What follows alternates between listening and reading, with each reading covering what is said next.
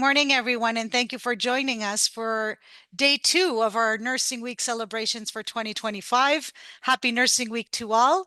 And we'll just give a few, maybe seconds or a minute for everyone to get comfortable and join before we get started. Thank you very much. We have a set of amazing speakers today, so we're very excited and we're hoping that you are as well. Just a few seconds and we will get started. Thank you for your patience. So again, good morning, ladies and gentlemen. It's my absolute pleasure to welcome each and every one of you on this second day of Care Center's 2025 Nursing Week events, celebrating the power of nursing to transform health. My name is Bessie Nasiopoulos, Case Manager and Professional Development Lead here at Care Center, and I'm thrilled to be your host for this enchanting celebration. First and foremost, I would like to extend my heartfelt gratitude to all of you for joining us this morning. Your presence adds a special warmth to our gathering and makes this event even more memorable.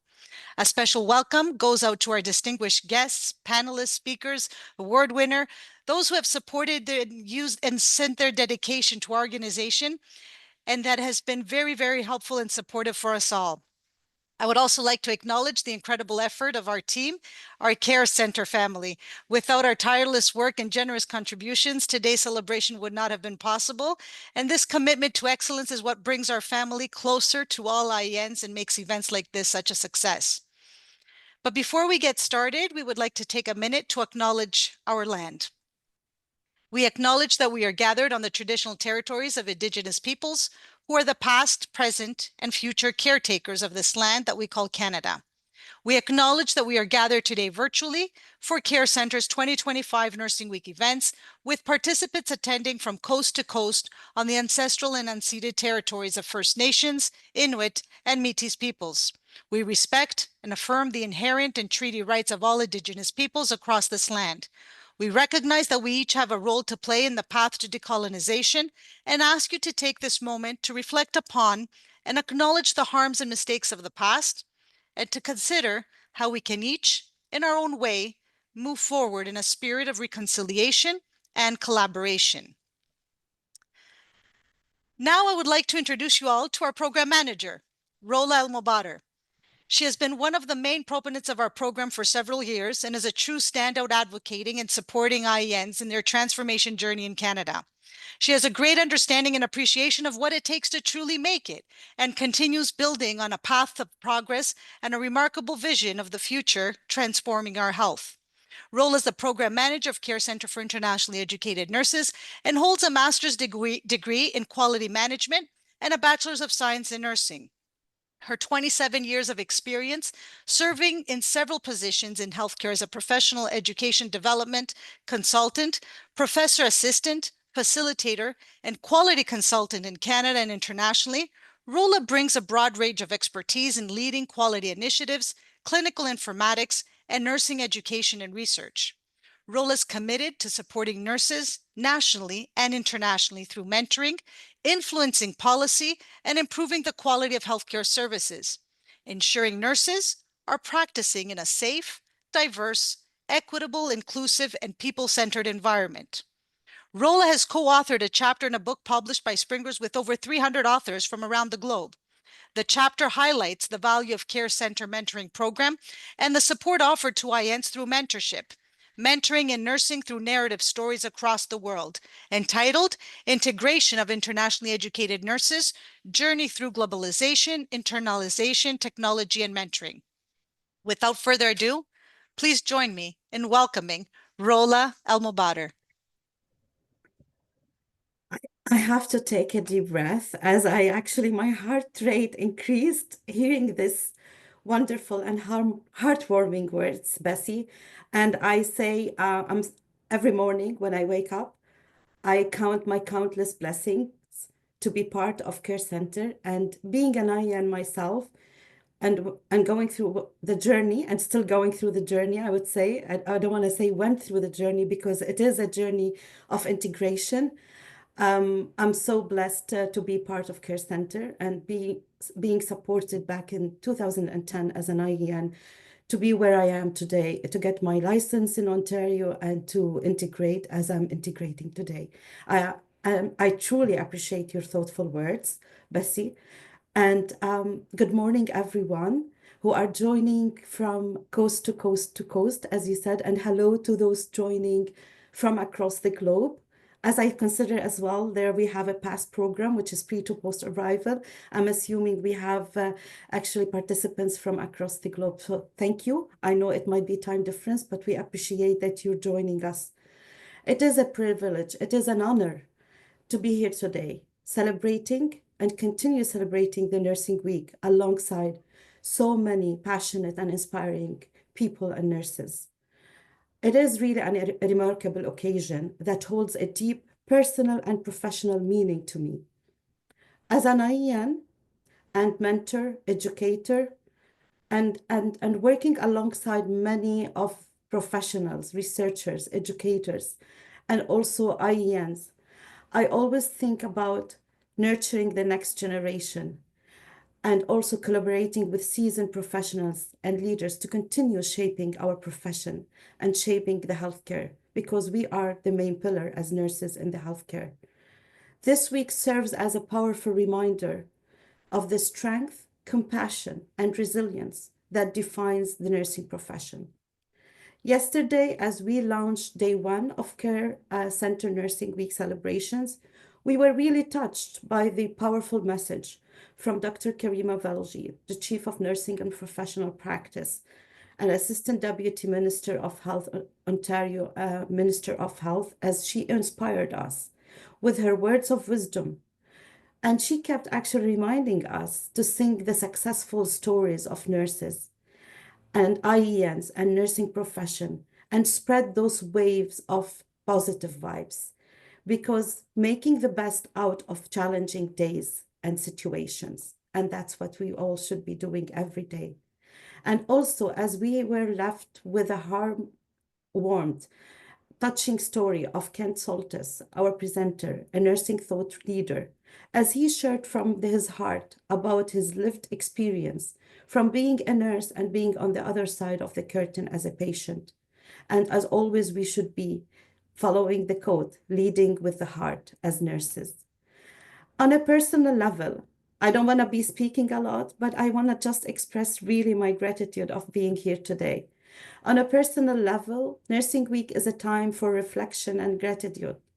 I think of nurses who inspired me, mentored me, and I see most of them on the screen and some of them not on the screen, but I would really appreciate your support here today and showed me that what is the true leadership, empathy, and how serve look like in action. These individuals shape not just my career, but my sense of purpose. Professionally, this week is about reaffirming our shared mission. It's about recognizing the critical work you do every day, often behind the scenes and often with or without enough recognition, and elevating these contributions so others can truly understand their value.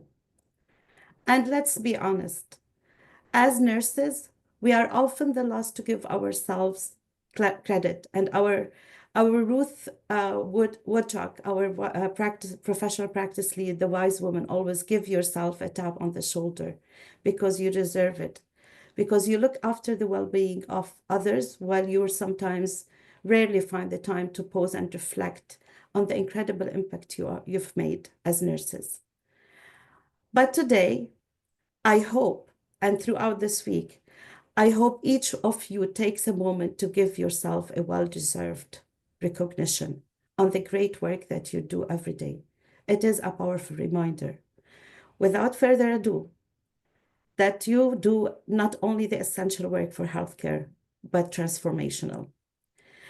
I will actually now share actually the bio of Dr. Lee Chapman, the Chief Nurse Officer, as she shared a recorded message. Unfortunately, she wasn't able to be with us today because of other commitments on the Nursing Week. So let me start by sharing a little bit about her powerful and impactful work. So Dr. Lee Chapman, Chief Nurse Officer of Canada, named in 2023 as one of the Maclean's top 10 healthcare innovators and as one of the 50 most influential Torontorians.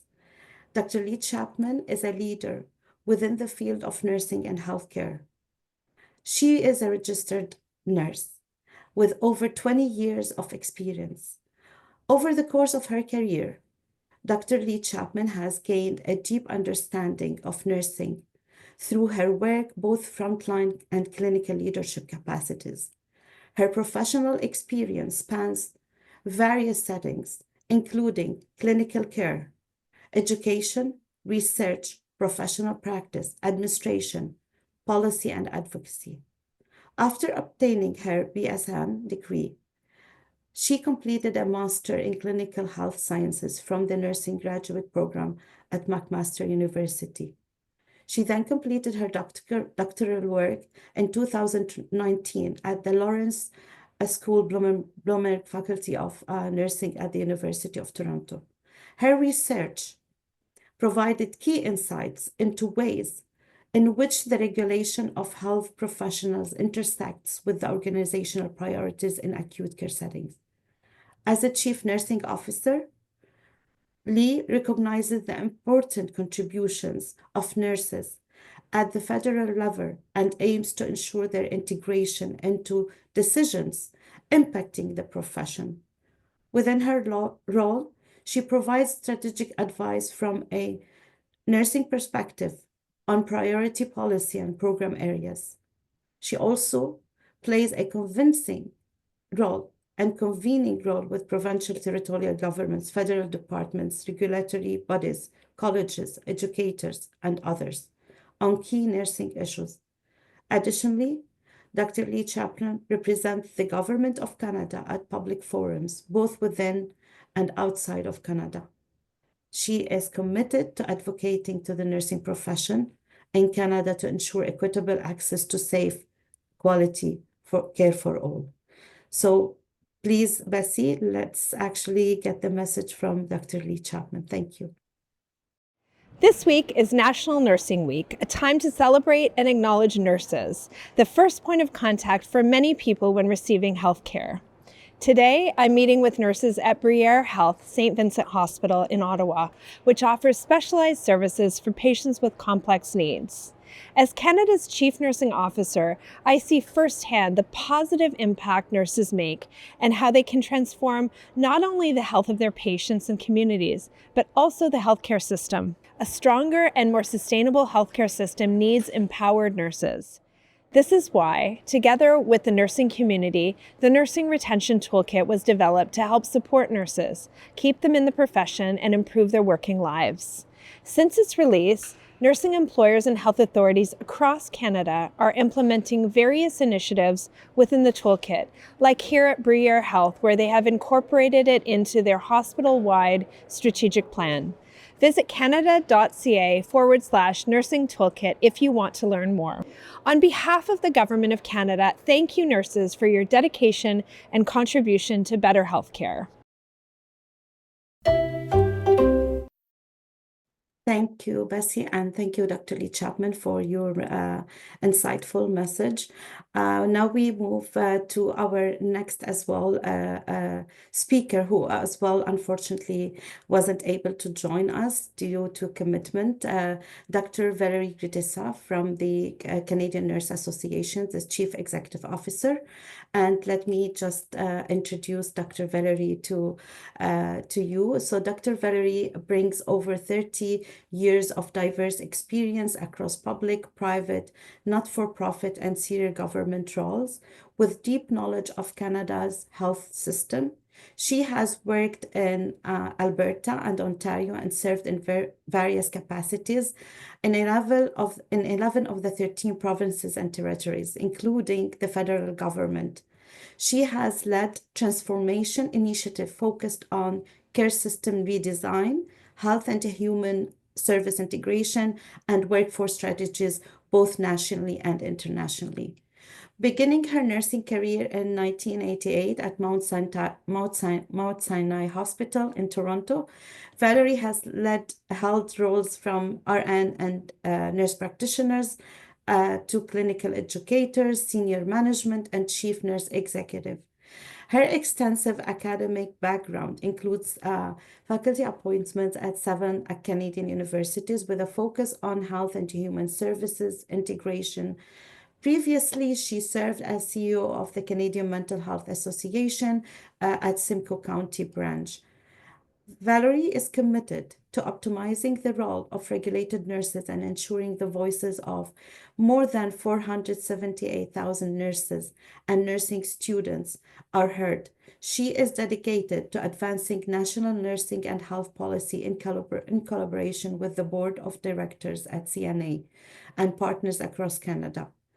Please join me in watching the recorded video of Dr. Valerie.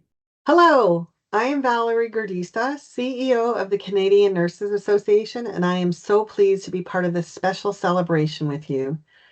National Nursing Week takes place from May 12th to the 18th, and this year's theme, The Power of Nurses to Transform Health, is an important reminder of the vital role nurses play every day. Nurses are not only at the heart and mind of compassionate care, they're leaders, innovators, and advocates shaping the future of healthcare.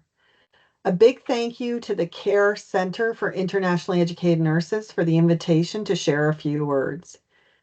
Your ongoing work to support internationally educated nurses is essential to building a strong, inclusive, and diverse nursing workforce in Canada. To all the IENs in Canada, your dedication, expertise, and experience are a gift to our health system. You bring so much value to our profession, and we are proud to have you as part of the Canadian nursing community and family. At CNA, we're here to support you. When you join CNA, you become a part of a national network of nurses representing more than 470,000 individuals working to advance our profession, support one another, and transform healthcare across the nation, leading the way together.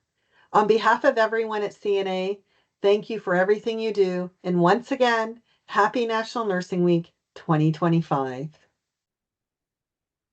Very impactful and powerful message for all nurses and IENs.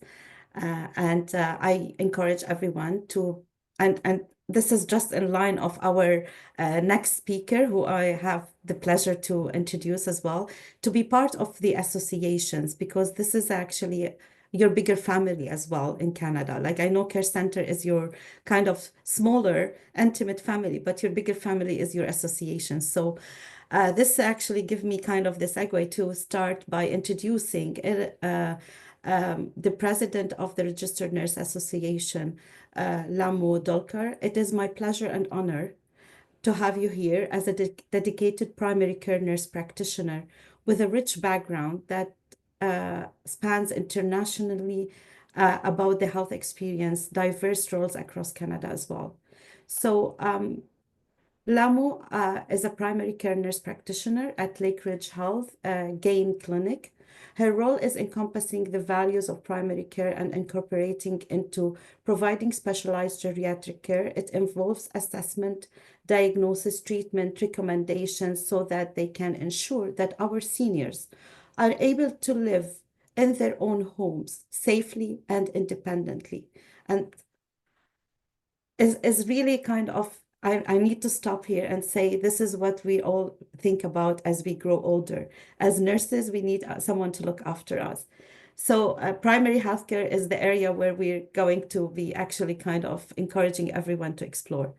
So Lamu is a second career nurse and brings her international healthcare experience into her Canadian nursing career. She has worked across various sectors, such as multidisciplinary clinics, group homes, as youth counselor, acute care, nursing home, public health, and community health care. She is well aware of the global and local socio-political issues, as well as the social determinants that impact health. Her passion for improving health for all, community development, and advocacy has motivated her to always remain engaged and current. Her nursing philosophy is based on client-centered care that is based off the foundations of equity, diversity, inclusivity, and compassion. Her experience as an immigrant, parent, bedside nursing, and now as an MP informs her in her passion to become a strong nursing voice while empowering others to do the same. Today, through her presentation titled Role of Professional Nursing Associations in Empowering Nurses to Transform Our Health and Healthcare System, she will be sharing her own unique nursing journey of advocacy, leadership, and advancing health for all. Please join me in welcoming Lamo Dolka. Thank you. And we had the opportunity to connect on personal level and professional level. And I have to mention, I was really humbled you reaching out to ask about how we can support internationally educated nurses. And this is what gave me the pleasure and honor to invite you today to be one of our significant and impactful speakers. So the mic is yours, and please go ahead. Thank you.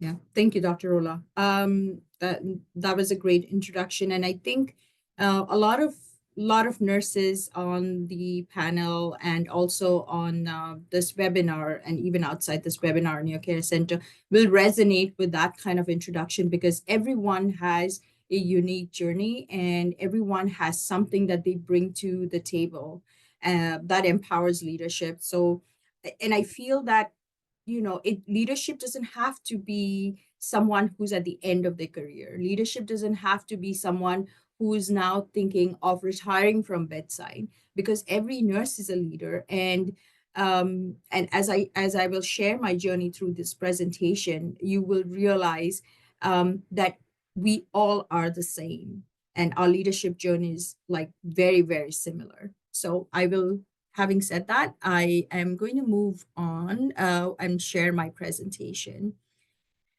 So I just wanted to say first a big thank you to the Care Center for IENs. And yes, as Rola mentioned, I had reached out asking for more information because I was supposed to talk to a group of Tibetan nurses in a Tibetan community center, talking about the challenges of an IEN.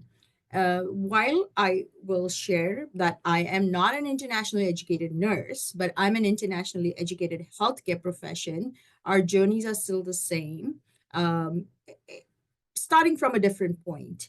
And so I reached out because Care Center is known, that's the resource that you would go to. And being part of RNAO, we work in close partnership with Care Center. And so I reached out, and so Rola was kind enough to give me a slide presentation. And so we did have a talk. We did talk about Care Center again because I was so impressed on a radio interview that we did with Mark Rebozo, who's also an IEN, and we talked about the impact and the resource that Care Center can provide for internationally educated nurses, especially because of the challenges that one faces. Though I guess we are doing much better than where we started, because I had colleagues when I was doing nursing who were waiting to get registered for 7 long years. And that was just one of them. There were many like that. So yeah, it's been a pleasure to be associated with Care Center, not only through RNAO, but personally as well. So this is my presentation. So before we begin, I I know the land acknowledgement has been done, but I also want to do a land acknowledgement, and I will specify why after I've done this. RNAO is located on Huron-Wendat, Haudenosaunee, and the Mississaugas of the Credit, Treaty 13, Dish with One Spoon Wampum Bell Covenant, which is an agreement between the Iroquois Confederacy and the Ojibwe and allied nations. This land is still the home to many First Nations, Inuit, and Métis people from across Turtle Island. Land acknowledgements are a part of reconciliation, and we must all do our part. Like Bessie, I guess it was Bessie who mentioned about the importance of land acknowledgement. As settlers, we all come to Canada with dreams and aspirations, but we also have to realize that we are being welcomed to this Canadian land by the original people of Canada. And so we need to acknowledge and respect. I say this because there has been a trend globally where Indigenous people across different lands are also being displaced, are also being assimilated, are also being um, at the brink of losing their own culture and traditions. And I think as a nurse, as a human, I think we need to be more evolved and understand people where they are at. And you know, the recent news that you're hearing about infringement of indigenous rights and infringement, not acknowledging the indigenous land, I think this speaks to lack of knowledge, lack of appreciation, and lack of, um, I would say, gratitude for the land that we have decided to make this our home. So let us all take part in knowing the land we live on, our families thrive on, our kids are going to grow here. And so I just wanted us to be, because this is an urgent geopolitical issue that is happening across the globe and in Canada. You see that all the time. So this is me. I wanted you to know the person behind the presenter. So, happy Nursing Week. I just want to say, as nurses, you are all stars. I'm a star. You are all stars. You're rock stars. And my journey as an immigrant here began. I'm a Tibetan. I was born to refugee parents. The struggle of being a child, a first generation of a refugee parent, is you live vicariously through their traumas, their PTSDs, even though you are not, but that's called vicarious trauma. And so when you are in a cultural conflict or an identity conflict, you're always searching for your own self. So as an immigrant, when I came here, I realized that I it felt like home, because everyone here was an immigrant like me. Everyone was in soul searching themselves like me. I was educated as a homeopathic physician, and I was working in rural communities as outreach physician. I taught medicine for final year medicine students before I came here. So healthcare was something that I was always drawn to.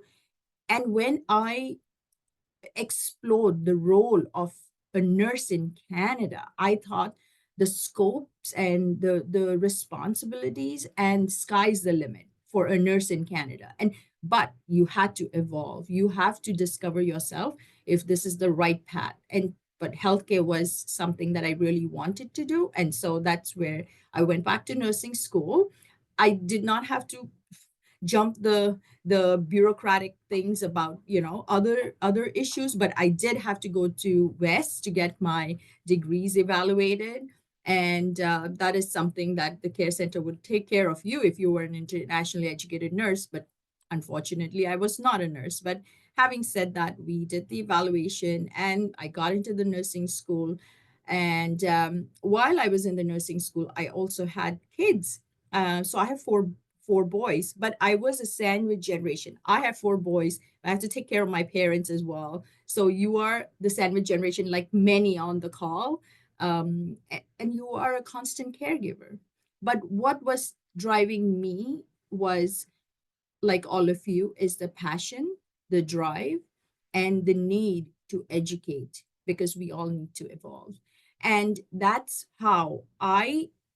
what drew me towards a professional nursing association, because it belonging to an association with people with common interest, with with an aim to professionally develop, with an aim to also pursue higher purposes of your profession, where you are able to advocate for others. I think that's important. So you will see all my questions are numbered 1, 1, 1, 1, because they're all number one, right? There's no 1, 2, 3, 4. What is a professional nursing association? Are you part of one? These are questions that you need to know, because we cannot be just stuck in just doing bedside tasks. You need to evolve, because you are in contact with patients. You have the information, you have the privilege to that information. What you do with that information is up to you. You take that information back to an association. That means a group of people with common interests to work for developing themselves, to learn from that experience, but also to develop something for everyone else.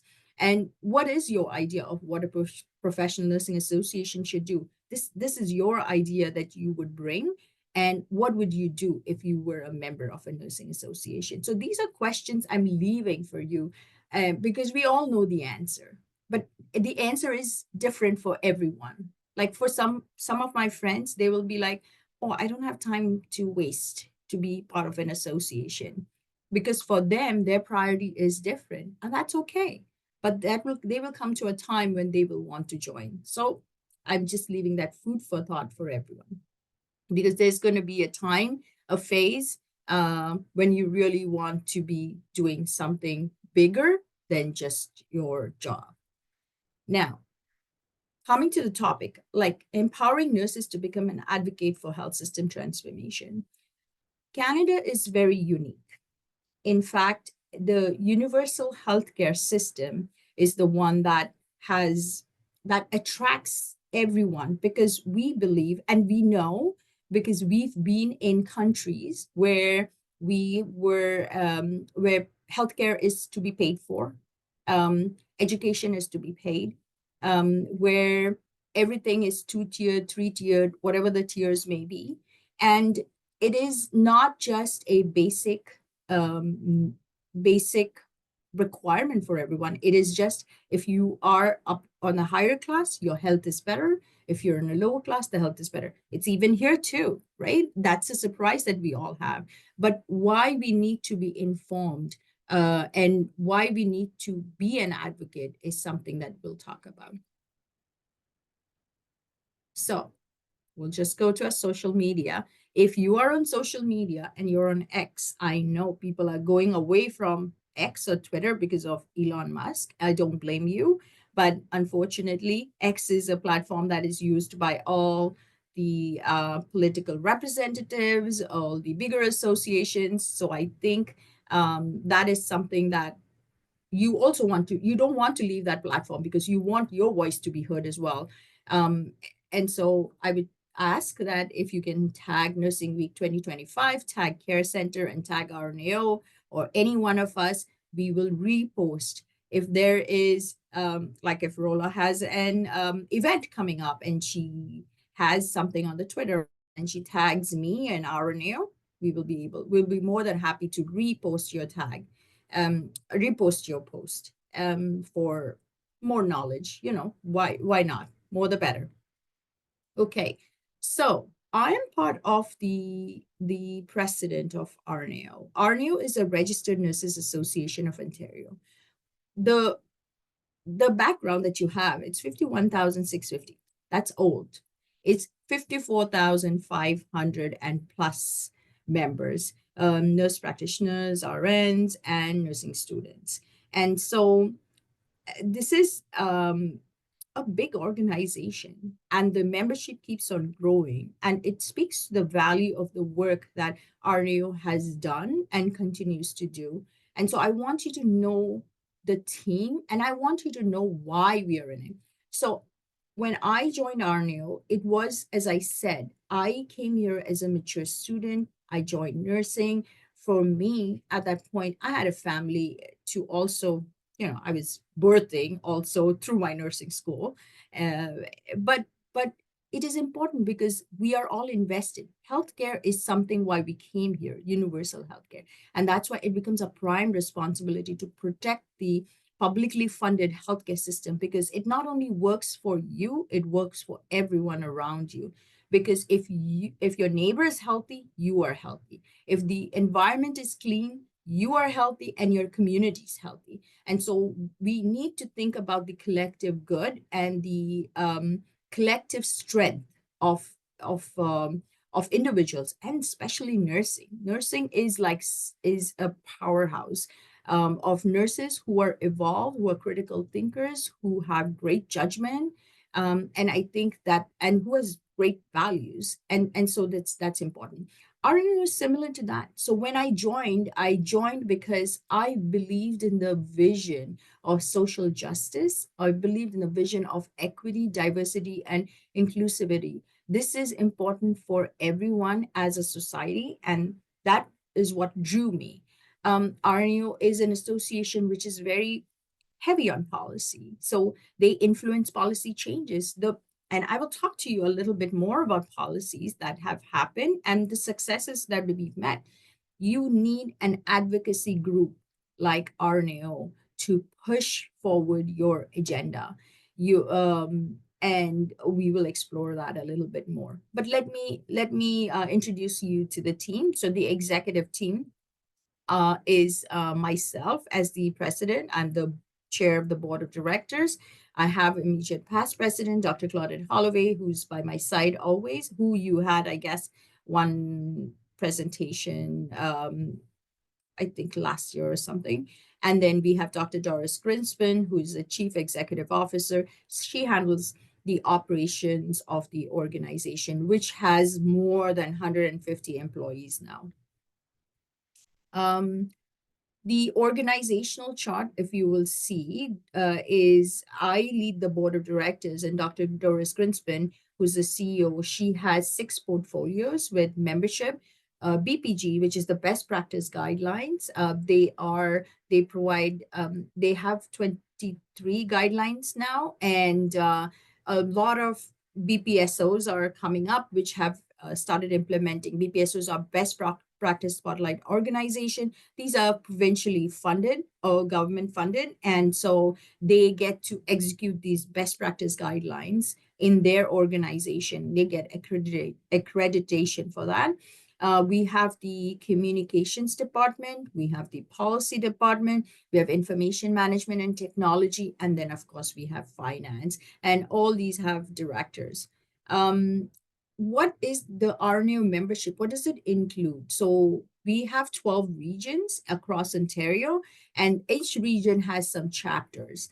And when we say region, for example, region 7 is going to be from Scarborough on, like east of Toronto, till you reach the Pickering line, and from Pickering line it is region 8, right? And so it is divided according to geographical reasons. And it's important because when we meet our MPPs, when we meet our political representatives, we meet the MPP of the region. And that's why you have to divide it like that. 54,500 members. I think it's difficult for us to manage just as a big group.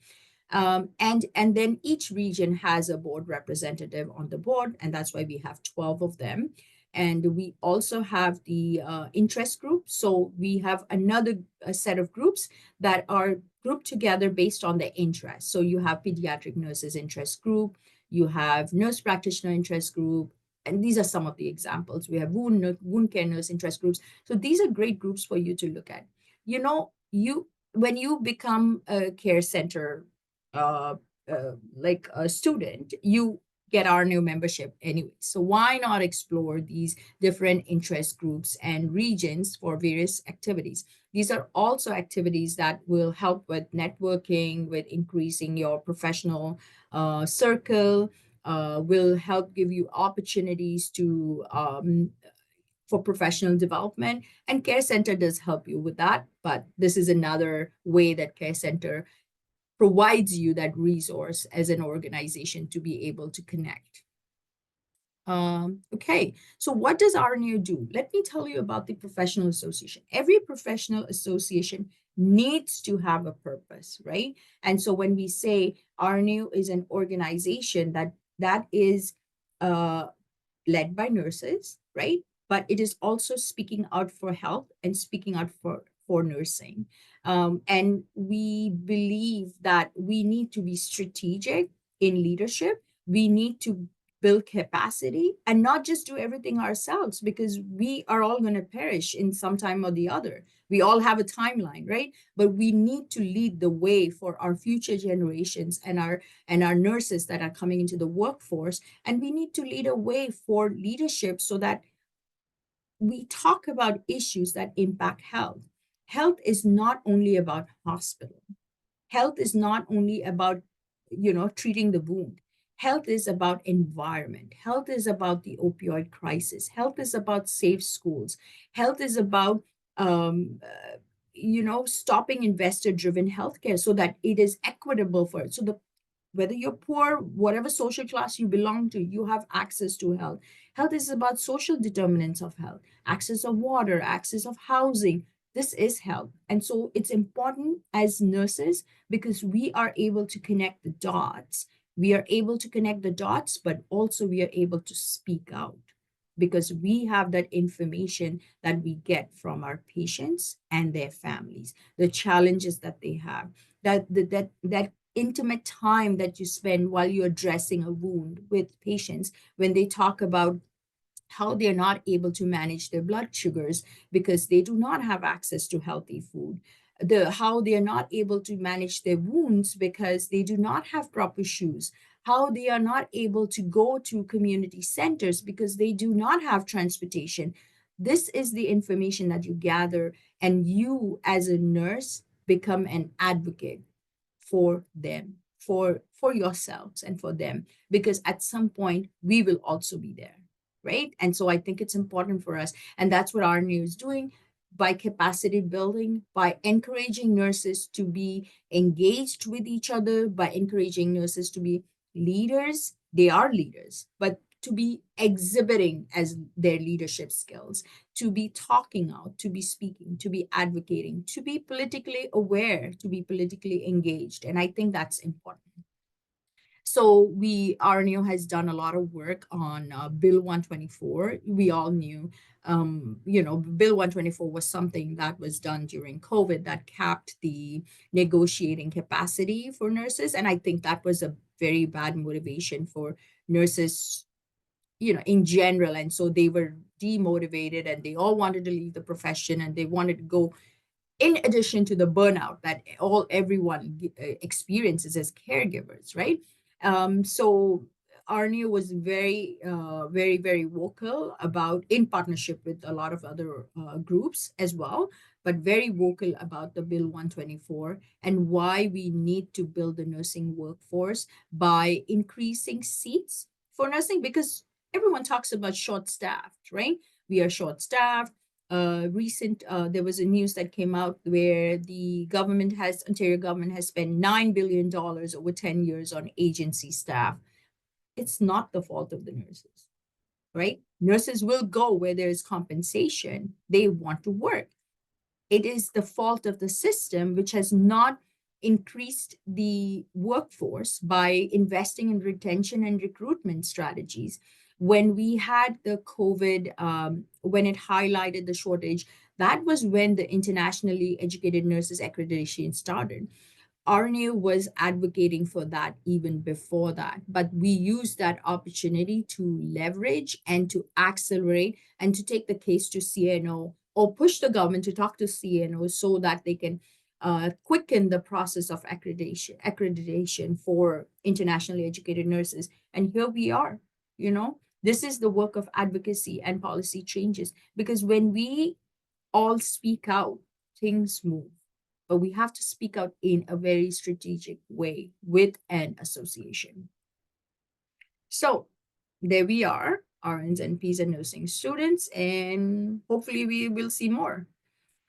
This year marks the 100th anniversary of RNAO, and 100 years of the action and impact that we continue to have with collective voice and a collective strength. RNAO story actually began in 1901 when there was a group of nurses just like us. We were sitting and we were talking. We decided, oh, maybe, we were in an international council of nurses in New York, in America. That's irony. But we were sitting in New York and thinking about why it is important to have an association. 25 years later, RNAO was born. And in 2025, RNAO turns 100. So it's a huge impact that RNAO continues to have. And I invite you all, May 28, 29, and 30th is the year that we are celebrating 100. Please register and come join us. I think we would love to have everyone on there.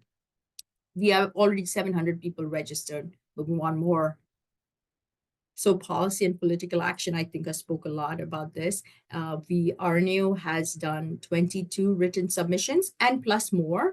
in the way. This was in 2024. So lots on long-term care. We talked a lot about the expansion of scope of practice for nurse practitioners and registered nurses.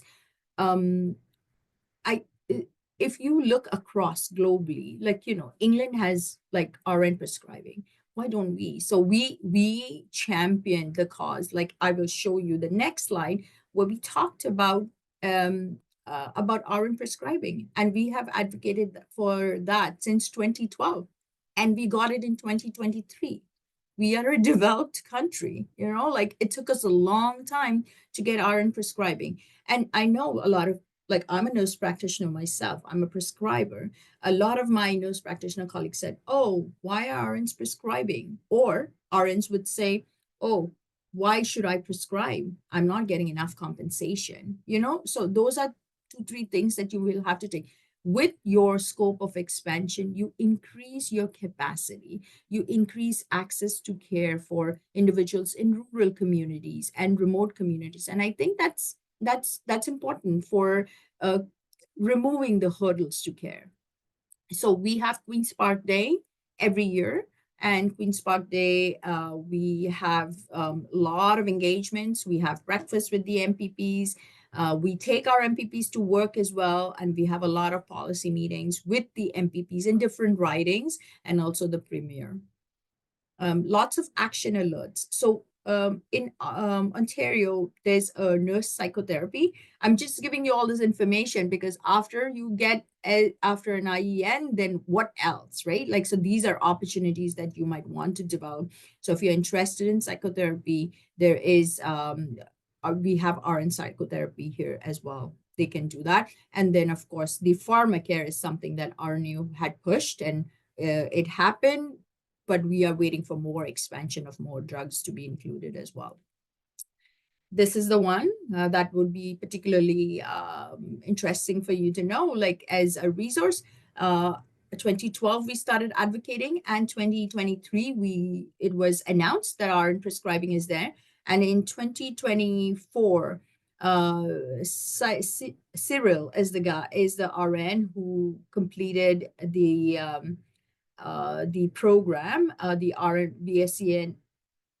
RN prescribing program. He was the first one to complete it. So he's able to prescribe as an RN. He also works in rural communities. So imagine the benefit to the rural community. They don't always have to search for a doctor or a nurse practitioner. Even in long-term care, you should be able to prescribe Senecot. You know what I mean? Like if I'm working, I've worked in long-term care too. And I had to call as an RN, call the doctor in the middle of the night for a Senecot or for a Dulcolax or for, these are things. And the doctors would be like, are you just calling me for for constipation? But that's important for that patient, right? So if an RN can prescribe that, or if it's a UTI, we don't always have to track the doctor down. The RN can prescribe that as well and avert emergency room visits. So it is now embedded in the BSCN program. And so you will see a lot more RN prescribers. We're talking about nurse practitioners. So after you become a registered nurse here, then another nursing career pathway, Care Center can also help you guide for doing nurse practitioner program probably. Bessie and Rola, I see you guys there. Maybe that is something that you can start informing everyone. We already, sorry to jump in, but I was just thinking we have 2 of our case managers who are registered nurses, and now actually they're certified to become RN prescribing nurses. So, Amazing. and they are on the call. Maybe later, I don't want to interrupt your presentation. We can bring them in as well to speak about this. Thank That's you. amazing. That's amazing. And I think it's important for all of us to acknowledge that and not be territorial and say, hey, this is my turf. I'm a prescriber. Because if we grow, we all grow together, right? You imagine a tree. You just can't have just a branch growing, growing, growing. That's abnormal growth. The tree has to grow together with all the branches on it. And so RNAO has been talking about scope of practice expansion, like we said, RN prescribe, but also integrating into the health system, right? We need to bring them back, integrate them, put them properly, appropriately, utilize them to the best of their capacity, and use their knowledge to develop more reports and advocacy. We also have managed to have a lot of NP-led clinics. So nurse practitioner-led clinics are also there. It's happening. And they are, they are playing a key role in addressing the primary care access. RNO is also on the Primary Care Health Action Coalition with Dr. Jane Philpott. And yeah, there's a lot of work to be done. So if you will see the reports, the Queen's Park on the Road, the action alerts, the task force reports, these are all reports that are being taken by the government, and um, they help inform their policies or their scope expansion. So I just want to highlight something. Nurse practitioners, we are now pushing for nurse practitioners to be clinical directors in long-term care home. Before, they used to be only medical directors, right? Only physicians, but we are now pushing for NPs to be clinical directors. They are there. Why don't we use them, right? And they're not going to do anything different. They're doing the same thing what a physician would do, but they have more accessibility and they're more available. And I think that's what's important, because at the end of the day, we have to think about our families, our residents who will be in long-term care as well. And so Ontario is the first jurisdiction if it happens. And then there's a lot of changes that's happening in the scope of practice where we are pushing to see if NPs can do the defibrillator by themselves. They don't have to wait for a doctor, or they can authorize and certify a death certificate. I've been in those cases where we have to wait for physicians, patient's dead, 3 hours, and doctor's not there. So these are things that are coming out of necessity and not just because we wanted to, right? The most recent announcement where they're modernizing the Canada Health Act, where they mentioned only physicians, now they're adding nurse practitioners as well for funding models. On RNs, we have asked that RNs are able to complete and sign medical death certificates. And that's happening from July 2025. RNs will be able to complete and sign death certificates under the circumstances that the RN is the primary provider for primary nurse for the patient, and that they have a relationship. The death was expected. Like if you have a palliative patient and we know that the patient will pass away. We don't have to, the patient has passed away, and we don't have to wait for another 3 hours for the doctor to certify a palliative death. The RN can do it. Not like you don't need a nurse practitioner as well. The RN can do it. And then we know that there's a terminal illness, stage 4 cancer, and we know that the patient will die. So the RN can do that.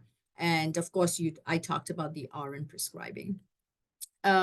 We continue to talk about, because with more scopes, more work, you need more compensation too, right? Because we have families, we have bills to pay, we have kids. And so I think we need to continue to advocate for competitive compensation for nurses across all sectors, whether you are long-term care, whether you are community care, whether you are working for home health. I think wage parity is important. Everyone needs to be on the same par, because we are all nurses in different skill sets. So RNs will have a certain wage, and our NPs will have a certain wage, RPNs will have a certain wage. And I think that's important if we want to retain our nurses in our own health system.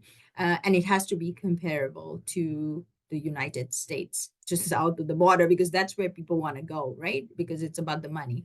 And we continue to ask for more and more, because I think when you cannot let the voice down for advocacy, you just cannot be silent and say, oh, I'm content, I'm satisfied. We don't want to be a complainer. We are looking at the positive things that have happened, but we are saying maybe we could do more. We want to look like the Finland model. Like in Finland, the healthcare model is that every patient, every resident has a primary care practitioner, so that they don't need to invest in hospitals as much. The healthcare budget is in fact smaller than the social program budget, because they invest so much in social programs that they don't need hospitals as much, right? But hospitals have their own place and they have their own scopes. But I think it's important for us to look further um, and also think about how we want to strategize the budget. Now, We are also asking for more seats in the BSCN programs. I know we have, if we are foreseeing shortages of the nursing workforce, and so we want to expand this program where we can have more seats for RNs. Recently, they've done an announcement not too long ago, 1,000 additional seats for RNs. Sorry, 2,000 for RNs, 1,000 for RPNs, and 150 for our NP programs. So it has already been implemented, but we're asking for more because nurses, they will also, there's an attrition, right? Nurses will also retire. We want to think ahead. We have asked the governments to also continue to support internationally educated nurses who are residing in Canada because we don't believe in poaching. I think Dr. Velji must have talked about we want internationally educated nurses who are able to come here. We are not going to poach or smuggle them from, say, Africa or from somewhere because they also need their nurses, right? So it's not that. So we don't want to do poaching. We want to be ethical. I'm saying the words of Dr. Velji. She says ethical recruitment, and I think that's fair. But our nurses who are here, international educated nurses, we should be able to give them that smooth platform where they can transition smoothly into the Canadian healthcare system while maintaining cultural sensitivity, cultural knowing, and cultural humility. Um, we also want the more recruitment and promote more funding for further education and professional development, and also increase programs such as nursing graduate guarantee. IENs can also be hired as under the NGG bucket, right? But the NGG bucket is so huge because you're competing against all the other new graduates from Canada as well. So that is something that that's a little bit I feel it's not fair because then you're sitting in the big bucket of everyone, you're competing against everyone. But that's something that some hospitals have also used to hire IENs. The late career nurse initiative is one, and then return to nursing now program is to help with mentorship. uh, okay, so I think these are all for NPs, and I'm more than happy to talk about anyone who would want to do more NP program or development like that.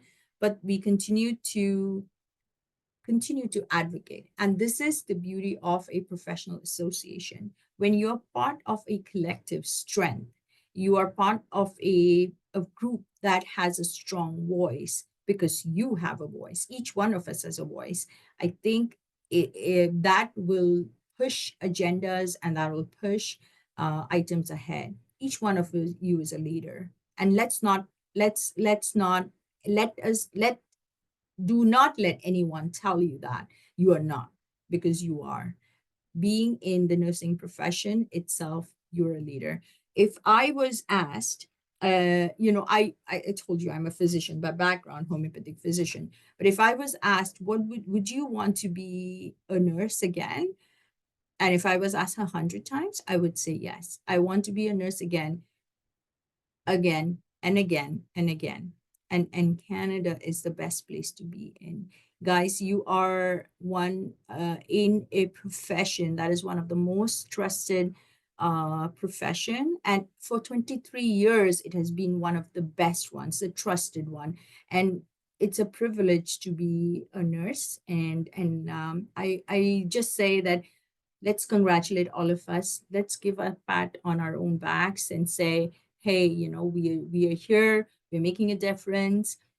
Let not anyone else tell you that, but it's a physician or anyone, because you know it all. You have that pill with you. Okay, thank you so much for having me. Thank you so much for such an enlightening presentation. And I would say the work that you do from your position and at the RNAO is really well recognized through the actions and the advocacy that you do to all nurses, the profession, IENs, and to our healthcare system and to our communities to receive the care they deserve, where they would prefer to have the care at their homes, in their communities. And you touch on so many aspects that I would personally actually encourage everyone.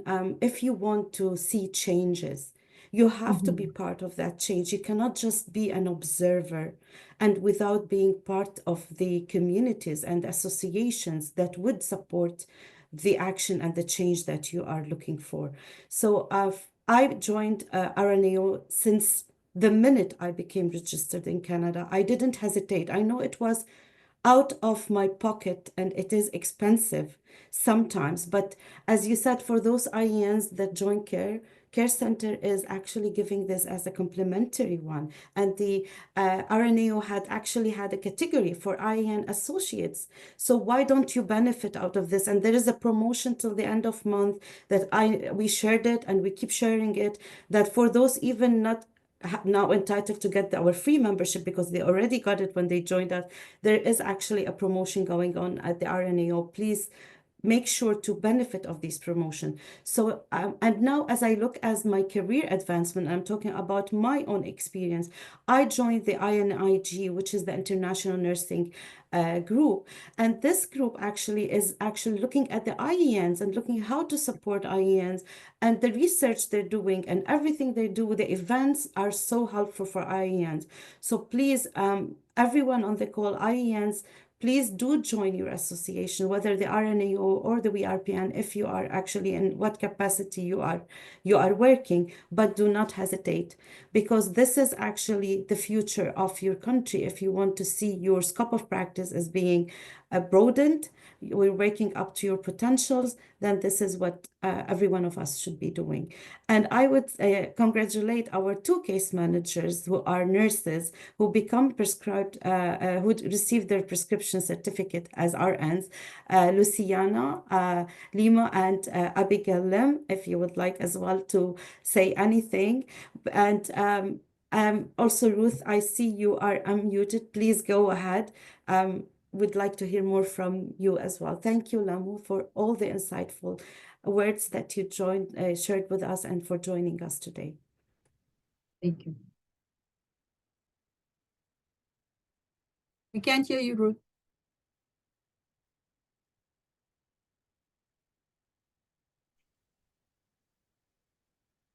Sometimes with the headphones, Yeah. Ruth, there will be. Oh, no.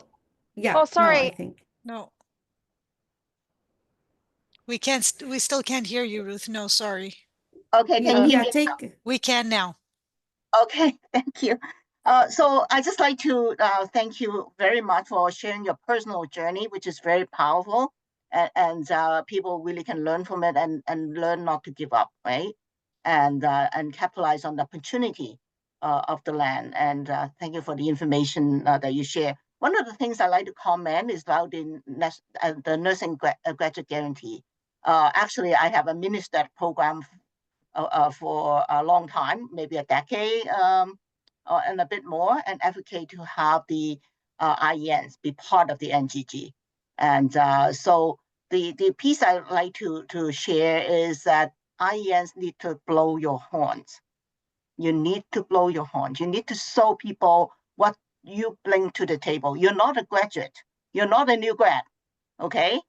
But you bring a lot of other expertise. So never hurt to share what your strengths are and look at what is needed out there. For example, everywhere, as long as I've been a nurse for how many decades? 4 decades. We always need critical care nurses, right? And many of you are critical care nurses. Many of you are OR nurses. Many of you will take advantage of the gaps in the system. So when you're needed, there's a higher chance for you to get one of those positions. So I would say that competition is tough, but let your manager know what you can bring to the table. So that's why never be afraid of tough competitions, because you have so much to offer. Don't ever, ever shortchange yourself. So like you, Hamo, I'm also not an international educated nurse, but I have utmost respect to them because I mean, everybody know this because I couldn't get into nursing school when I come from there. I come to Canada, and the rest is history, right? So I think we need to respect the talent that Canada is so fortunate to have, and make sure that we give them the right kind of nutrients, and the right kind of water and right kind of soil so that they can flourish. Because it doesn't matter how tough the seed is that we're so lucky to have, but we do not nurture them. I often use, yesterday I used the example of the Butcher Garden of Victoria, which is the keynote speaker come from, to make that comparison, that as a nursing community, we need to nurture all the internationally educated. Of course, we have to nurture the new graduates. We all been there ourselves as new graduates, right? But then the IENs, majority of them have a lot of life experience and also a lot of clinical experience that we are so desperately needing. And that leads me to be so respectful of someone like Jeannie Haynes, and that's why she's receiving the award today as a mentor, because we all need to be mentors to nurture the next generation of nurses and also nurture each other as well. We all need to feel supported. Doesn't matter what journey, what part of the journey we're at. I've been in the business, so to say, for many years. I'm continue to be nurtured, continue to be humble by all my team members, as well as the IEN who have struggled so much to get to where they are. It's enough. It's scary to get really start talking because I know that people say you can talk till the cows go home. So I'm going to stop here. And again, thank you so much for taking the time to join us. It almost become a tradition now that every nursing week, we're very fortunate to have the president of the RNAO joining us, Dr. Angela Cooper Breathway. Everybody know her so well and love her so much. She's on the call. I'm not sure if she would be actually happy to join the panelist. I can see her on the call. She set us an unmatchable role model. We all look up Yeah. to her. So we've been very lucky, and yeah, and now we have you. So that tradition is so lucky to maintain. So thank you. Yeah. I promise I won't talk now. Okay. Yeah, she's my role model too. Me too. So Luciana Lima is one of our proud IENs, a case manager, and she is now an RN prescriber. So Luciana, she's proud to share maybe a little bit as well to Yes, encourage everyone. Thank you. yes, I'm so happy to be here and to see that RNAO um, is like advocating beautifully, like over the years. I arrived in Canada in 2011. I took me 5 years to get into nursing profession, and I was already a registered nurse back home from Brazil, South America, and I practiced for 4 years there before coming. So I had experience, but I struggled a lot to get into the system. I had to work for 6 years. I did a bridging program, took lots of education. I continued learning every day, everything that's coming up new, like such as they are in prescribing. I take the opportunity because I see many of options, right? Nursing career is full of options. And I have expertise emergency. So I worked here in Ontario for about 7 years in an emergency department during pre-pandemic, pandemic, and post-pandemic. So I've seen lots of changes and the advocacy from RNAO. When I joined Care Center in 2014, when I was in school for the bridging program, I I I had my case manager sign me up for INAO as a student. I remember I had a PIN as a student nurse, SN. And I went for a networking event in a hospital. I don't remember the name of the hospital at this moment, but it was great to hear from nurses from different floors and to have that networking and that connection with the profession. So I joined, I've been a member with RNAO since I was a student in 2014. So yeah, with RN prescribers, I've been getting lots of continuing education, as I mentioned. So from the emergency department, I became a mom throughout the 7 years journey. And I'm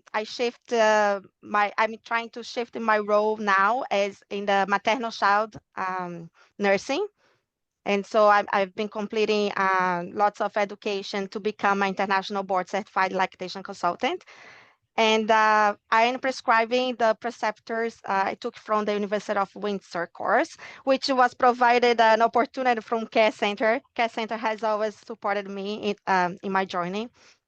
And I completed now in the winter 2025. I'm looking forward to combine all this knowledge when I achieve my specialty as a lactation consultant.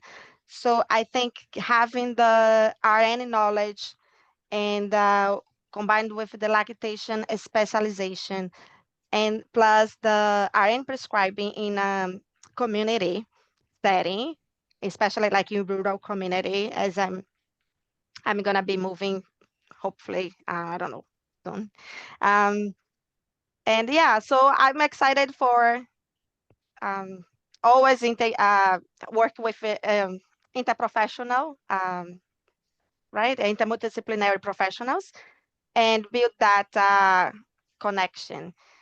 I know RNAO has this interest group, so I've been part of the groups. We're gonna have soon a meet and greet with the maternal child nurses interest group. So coming up in the May 21st. So yeah, I always encourage my clients to be part of the association because it's really important.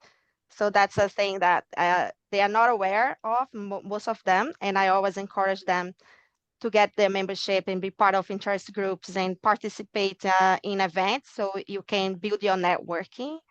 And the doors, nursing has many doors for you. So Thank you, Rosiana. thanks Thank you so so much. much for sharing all these great stories and expertise. And still a lot to do. I know you have a lot of professional goals, and we encourage you to continue doing this and being successful.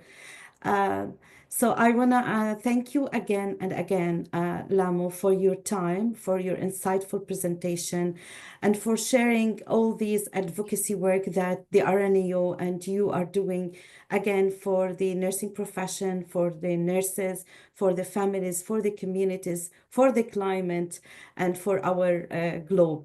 So you are welcome to stay with us, but I know if you wish Yeah, to log off for other commitments again, please yeah. do. We understand and we thank you for your time again.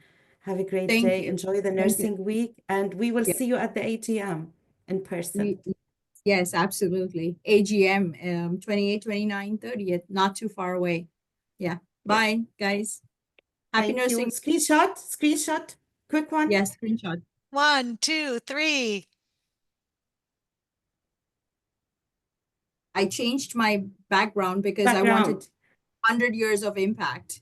Yeah. Okay, bye, guys. Thank Thank you. you. Bye. Bye.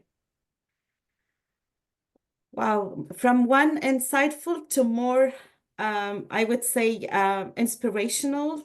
So, moving in our agenda that takes us to the Mentoring Award presentation, the Mentor of the Year Excellence Award. And I'm so grateful again for this opportunity, being my mentor, a mentor myself, an educator, and being as well a mentee as I go on day in, day out in my career, in my life, learning about things and connecting. So, as Bessie mentioned in the actually introduction about my book, which was about the mentoring program at Care Center for IENs, and it was really about pre to post arrival. And I was thinking last night, when you are actually kind of anxious, you are going to be the one who is leading this from A to Z, and it's an event where it's I want to transfer this kind of passion, transfer this knowledge to everyone. I was thinking, what is the best way to actually introduce this? I know Megan is the one who will be introducing our D, Jenny here, but I was thinking as well, let me look at the book and what I wrote in this chapter. Let me refresh my memory as well, because that was about the narrative stories uh, uh, across the world. And through those narrative stories of mentors and mentees, that draws actually the significance of how the mentorship and mentoring would help IENs to integrate. And what I found is Jenny was part of that book. And Jenny wrote her actually narrative experience. And I was really thrilled. It was like almost maybe at 9 p.m. And I was reading and reading again, interested. But I just caught this one. And this is what exactly Jenny had mentioned and shared in the narrative story as a mentor. She said, I find great satisfaction being a mentor and giving back, as mentorship provides an outlet to promote my passion for nursing, as well as to provide guidance and input into building up nursing careers. Connecting with IENs from around the world is very rewarding. I have also experienced the wonders of technology in connecting everyone in a synergistic way to promote the word of nursing. So those are very touching words, very powerful. But without further ado, I'm delighted to introduce our own Megan Winkle, pre to post arrival program manager, who will be presenting the award to our awardee and introducing Jenny. So Megan has been with Care Center, and I know Megan from the moment I joined Care Center.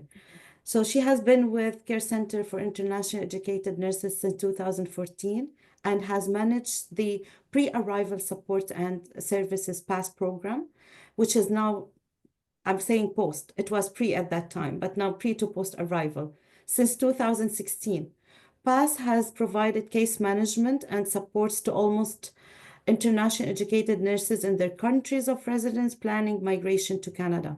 Since 2014, Megan has been involved with the Employment Resources Connections Action Group with the Toronto West Local Immigration Partnership, chairing the group between 2017 and 2021.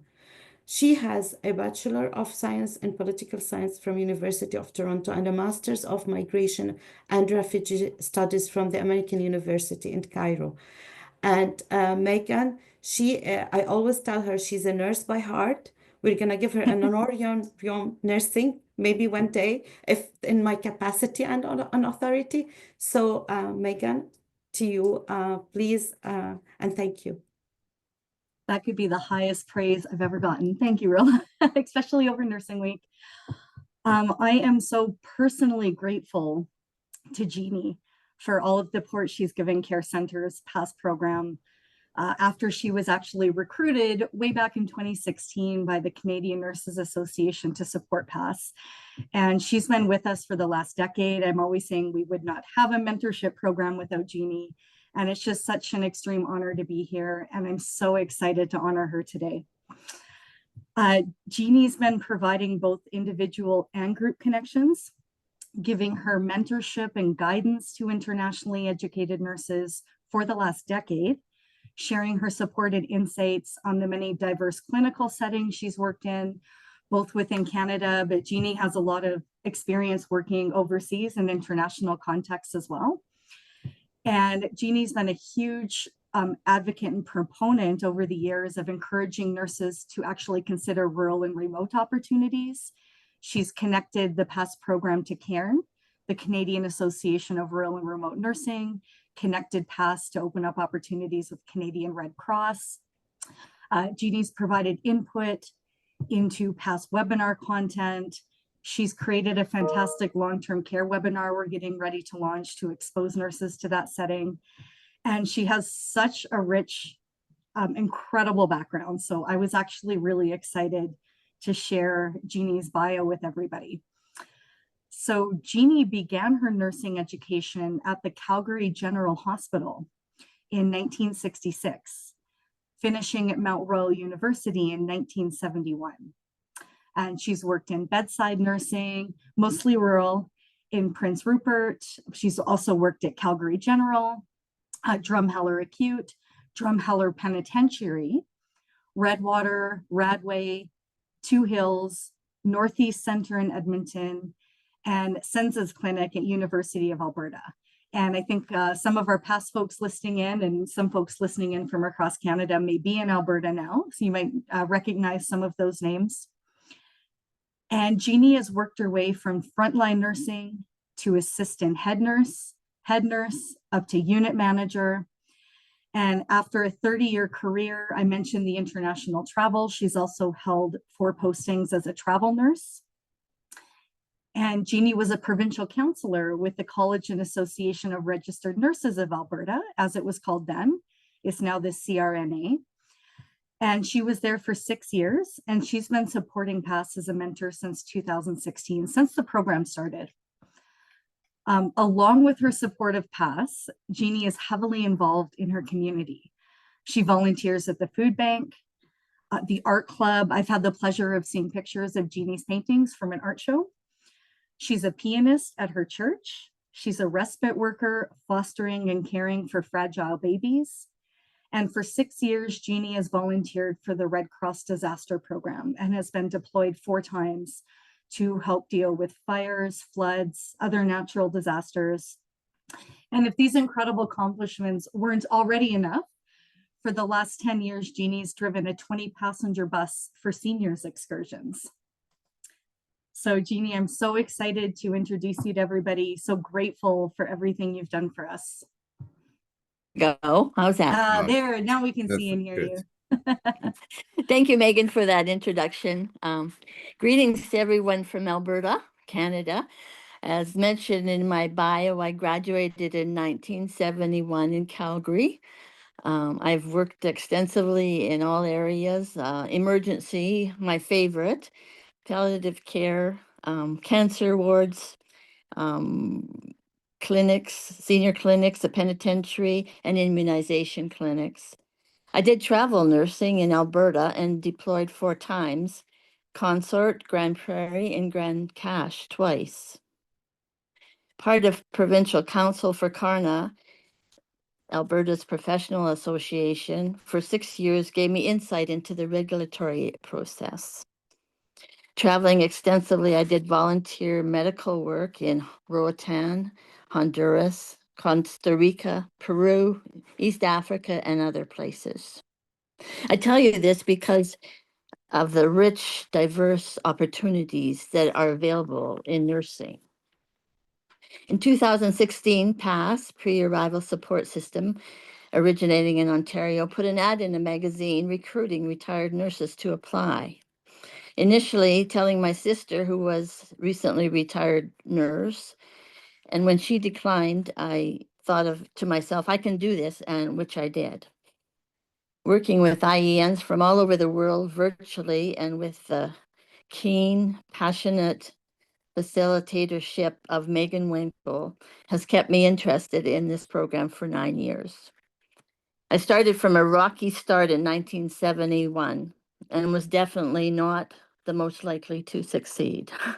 I tell you this and to encourage all those that face endless barriers, all those that have financial difficulties, all those that have deal with continued documentation and endless assessments, all those that think it will never happen and feel close to giving up.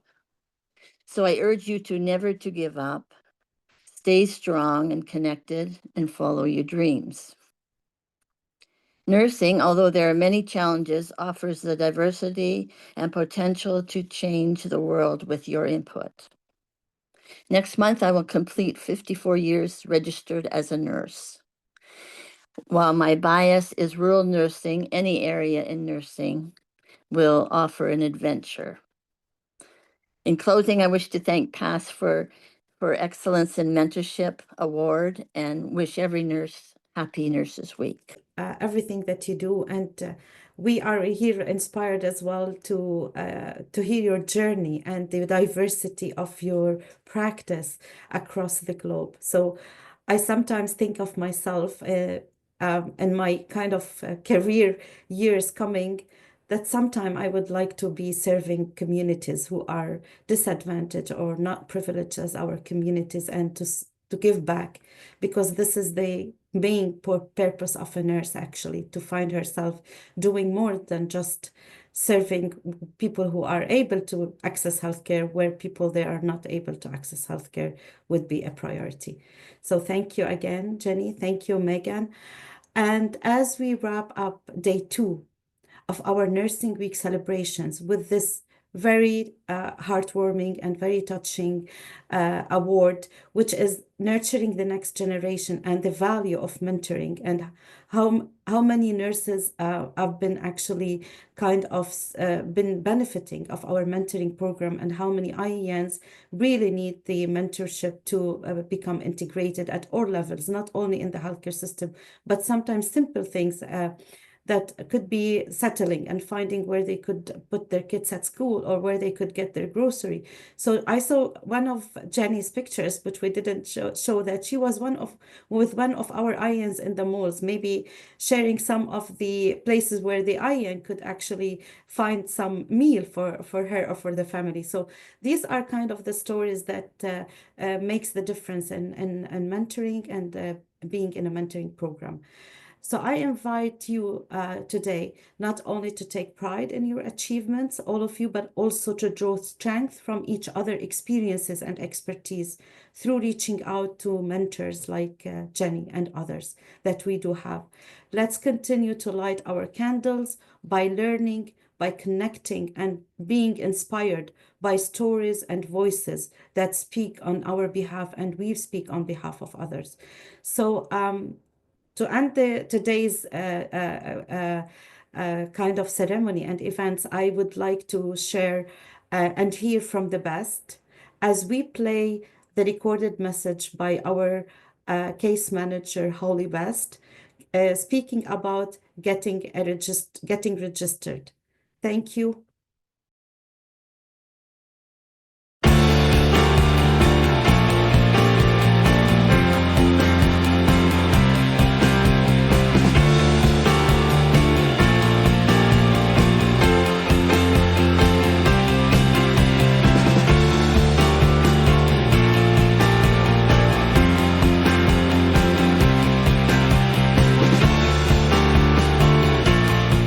Hello. Are you an internationally educated nurse wanting to move back into practice as either a registered nurse or a registered practical nurse? Here at Care Center for Internationally Educated Nurses, we can help. And getting started is easy by first visiting our website at carefornurses.org. You will find out how, through Care Center, we can support you through your journey as you move into becoming a nurse here in Canada or even in Ontario. It's very easy, and our intake officers, once you fill out our online form, will reach out to you for the next steps. And as we move along celebrating National Nursing Week 2025, the power of nurses to transform health, I hope you join us tomorrow to find out how you can pass those exams and become licensed here in Ontario and across Canada. Have a great day. What a lovely message from Holly Best. And I always say she's the best, and the way she reaches out and she connects with people. So back to you, Bessie. If you would like to ask for a screenshot, or if whoever is in the call have something to share. Absolutely. So while we open up the floor, please raise your virtual hand so we can add you on the panel link here so we can take a screenshot together, as pictures nowadays are taken differently in this virtual world we live in. But we do have a couple of questions on the Q&A while we get people added in. And I will take those, and we can please feel free to answer as we go along. We have a participant asking where they can go to register for AGM. Rola, RNAO website. If they are a member, they already have their login. If not, and they are a care center members, please reach out to your case manager to help you become a member so you can log in and register. It's an open event on their website as well. You can just go and register. Perfect. Thank you so much, Rola. And another question we have is, do I need to be registered with the CNO already to join RNAO? Now, as an IEN associate and as a care member, you don't need to be registered with the CNO. The moment you are considered as an internationally educated nurse, you will be actually under the IEN associate membership with the RNAO. So that's the short answer. You don't need to be registered with the CNO to join RNAO. Thank you very much. And before we close off, so if everybody here on the screen can open up their pictures, so actually there's a couple more I can promote here. Perfect. And if you can join in with your cameras on so we can take the picture, that'd be great. Just to avoid distractions, just want to close off. We hope that you enjoyed attending our event as much as we enjoyed putting it together. As always, we are ready to assist our clients in any way possible. We heard lovely stories from very hard startups to reaching points that maybe were not even imaginable at the beginning. And Ginny said it very well, never give up. If you have concerns after you head out, please get in touch with your case manager or us, and we can find ways to support you. If we don't have them, we'll seek for them. We truly appreciate supporting you and cannot wait to see where we can get to together. Thank you for coming and see you all tomorrow.